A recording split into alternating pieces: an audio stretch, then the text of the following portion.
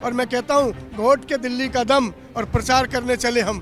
आज आप ये स्थिति देख लीजिए कि दिल्ली के स्कूल बंद हैं। दिल्ली में विंटर वेकेशन पहले कर दिए गए, 2 महीने पहले।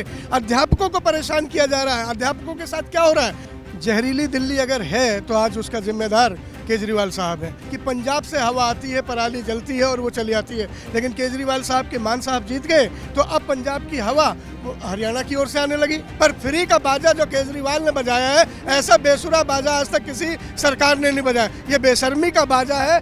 ये खेल हुआ तभी हुई जेल, अब जेल से होगा खेल।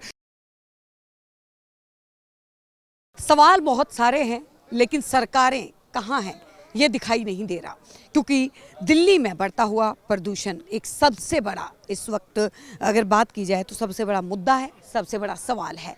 उसी के साथ में जहाँ पे राजनीति की गर्मा गर्मी भी देखने को मिल रही है।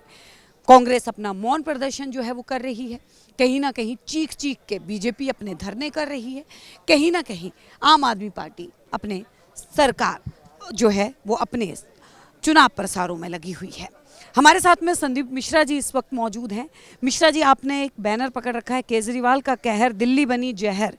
तो क्या क्या कहना चाहते हैं? मतलब केजरीवाल ने दिल्ली को जहर बना दिया। जहरीली दिल्ली अगर है तो आज उसका जिम्मेदार केजरीवाल साहब हैं। आपको याद होगा कि जब शीला जी की सरकार थी, अभूतपूर्व मुख्यमंत्री शीला जी थी, उन्होंने कितने विकास के काम किए और दिल्ली को, नई दिल्ली को साफ शहर की, पूरे देश का, हिंदुस्तान के साफ शहर की तगमा भी मिला था। लेकिन क्या हो गया कि केजरीवाल के आते ही हवाओं में जहर घुल गया। पहले केजरीवाल साहब के पास एक बहाना था कि पंजाब से हवा आती है, पराली जलती है और वो चली आती है। लेकिन केजरीवाल साहब के मान साहब जीत गए तो अब पंजाब की हवा हरियाणा की ओर से आने लगी। आज दुर्गेश पाठक का एक बेशर्मी भरा बयान था, उन्होंने प्रेस कॉन्फ्रेंस की कि अब पंजाब से पोल्यूशन नहीं आ रहा, हरियाणा से आ रहा है। ये आम आदमी पार्टी वालों के हाथ में हवा भी है क्या कि कभी पंजाब से दिल्ली की ओर चला देते हैं, कभी हरियाणा की ओर से चला देते हैं। और मैं कहता हूँ वोट के दिल्ली का दम और प्रचार करने चले हम। केजरीवाल साहब उड़न छू होकर कभी मध्य प्रदेश में, गलतफहमी में हैं आप। वो प्रचार के लिए नहीं गए हैं, वो ईडी से बचने के लिए गए, ऐसा बीजेपी बोल।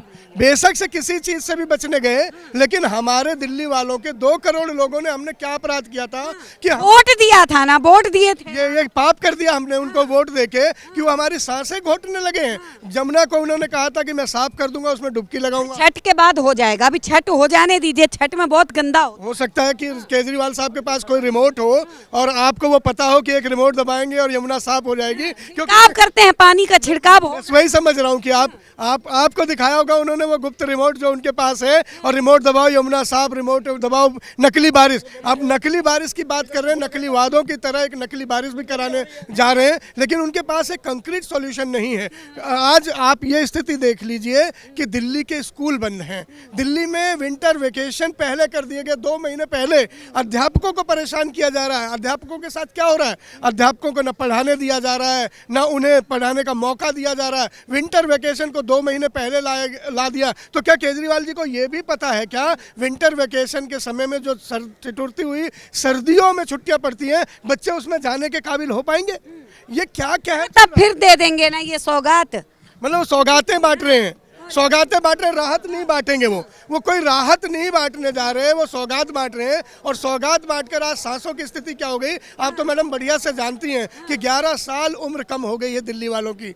ये कहर क्यों हो रहा है? क्यों दिल्ली के बच्चे कम जिए? क्यों दिल्ली के नौजवान कम जिए? क्यों दिल्ली के बुजुर्ग तड़प तड़प के परेशान होकर अस्पतालों के बाहर जाकर अपनी जान देने को? तो फ्री भी तो दे रहे हैं मुख्यमंत्री साहब, कितनी सारी चीजें फ्री दी है। क्या बात कह दी आपने, सांसें छीन कर फ्री देंगे। हमारी सांसों की कीमत पर बिजली देंगे, हमारी सांसों की कीमत पर पानी देंगे, हमारी सांसों की कीमत पर स्कूल देंगे, अस्पताल देंगे, सांसें नहीं देंगे। जब हम जिंदा ही नहीं रहेंगे साहब तो आपकी फ्री का करेंगे क्या? और फ्री कोई केजरीवाल जी अपनी जेब से नहीं दे रहे, सरकार का पैसा है, हमारा टैक्स है, हमारे ही टैक्स से दे रहे हैं। और इससे पहले कांग्रेस ने भी बहुत सारी सहूलतें की, देश के अन्य सरकारों ने नहीं, बहुत सारी सहूलतें की। पर फ्री का बाजा जो केजरीवाल ने बजाया है, ऐसा बेसुरा बाजा बाजा आज तक किसी सरकार ने नहीं बजाया। ये बेशर्मी का बाजा है। आज केजरीवाल जी सड़कों पर उतरे, देखें, उनको तो पहले बहुत खांसी आती थी, बात बात पर खांस देते थे, बात बात पर वो खांसने लगते थे, मफलर निकाल लेते थे, मफलर के पीछे तो इलाज करवाए हैं, डॉक्टर अस्पताल अच्छे करवाए, उसके बाद अपना इलाज करवाए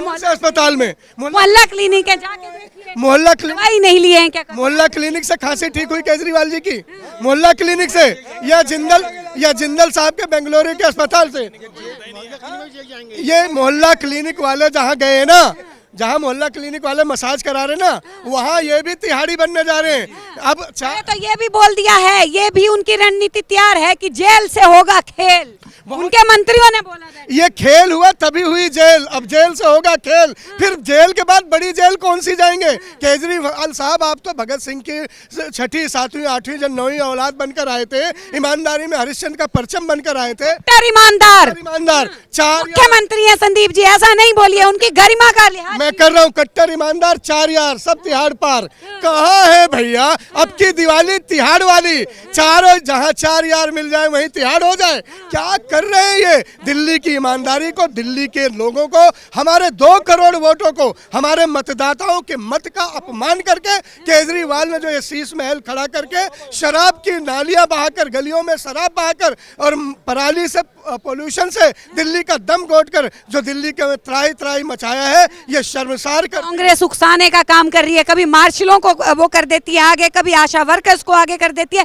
चाहते क्या है? कोई कट्टर ईमानदार ईमानदारी से काम ना करे। हर समस्या का समाधान अगर कहीं है तो हाथ है, ये पंजा। जब भी आप मुसीबत में होती हैं आपका हाथ काम आता है। आज दिल्ली मुसीबत में है, कांग्रेस का हाथ काम बढ़कर काम करने आ रहा है। यह अभूतपूर्व शीला दीक्षित जी की बनाई हुई सरकार, उनके किए हुए अच्छे कामों का परिणाम है कि कांग्रेस लोगों को याद आने लगी है। कांग्रेस ऐसी याद आ रही है कि आज अगर वोटिंग हो जाए तो आज ही कांग्रेस का मुख्यमंत्री चुन लिया जाए। दिल्ली की जनता इतनी बेताब है, इतनी उतावली है, इतना तंग कर दिया है इन लोगों ने, इतना तंग कर दिया, खून के आंसू रुला दिए। और साहब अब तो हम रोते हैं तो भी आंखों में जलन हो जाती है। रोना भी पाप कर दिया केजरीवाल ने। ये रो रो के जो आए थे, इन्होंने पूरी दिल्ली को रुला रखा है। हम शर्मसार हैं कि हमारे 4 मंत्री तिहाड़ में हैं और अब तो प्रेस कॉन्फ्रेंस करके बड़ी बेशर्मी से उनके मंत्री कहते हैं कि तिहाड़ में कैबिनेट चलाएंगे। कहीं भी सरकार ने चुनी हुई सरकार चलाने से पहले पब्लिक का ओपिनियन लिया जाएगा, जनता कितना साथ देती है। पॉल्यूशन पे ओपिनियन क्यों नहीं ले रहे? केजरीवाल जी चलिए घर घर मेरे साथ, पॉल्यूशन पे ओपिनियन लीजिए। ऑड इवन कर दिया है, रेड लाइट ऑन गाड़ी ऑफ, ऐसी ऐसी स्कीमें गोपाल राय ने दे दी हैं। और क्या चाहिए बताइए? इनको चुनौती तो दे दी सुप्रीम कोर्ट ने कि ये सारी बकवास है, इन चुनौतियों का इनका कोई फायदा नहीं होने वाला। और ये सारी चीजें जो हैं ये किसी काम की नहीं है। ये सारी चीजें लोगों के लिए बोझ बन रही है। अपने ही कार्यकर्ताओं को ऑड इवन और इसमें लगा के वो नौकरी देते रहे, तनख्वाह देते रहे और 6 महीने से उनकी भी तनख्वाह नहीं दे रहे। ये लोगों के साथ गलत कर रहे हैं, तन भी लूट रहे हैं, मन भी लूट रहे हैं और अब सांसें भी लूटने लगे केजरीवाल और उनके करिंदे। ये अपने आप में दुर्भाग्य वाली बात है। जी बहुत बहुत धन्यवाद संदीप जी। तो देखिए, पोल्यूशन के ऊपर जो है, पोल्यूशन की मार जिस तरीके से दिल्ली वासियों के ऊपर पड़ी है, उसको लेके जो है वो कांग्रेस सरकार जो है वो लगातार अब सड़कों पे है। अब देखना ये है कि पोल्यूशन से जो है दिल्ली वासियों को कब निजात मिलती है। बने रहिए हमारे साथ, देखते रहिए सौगंध टीवी। आप देख रहे हैं सौगंध टीवी, सौगंध वतन की।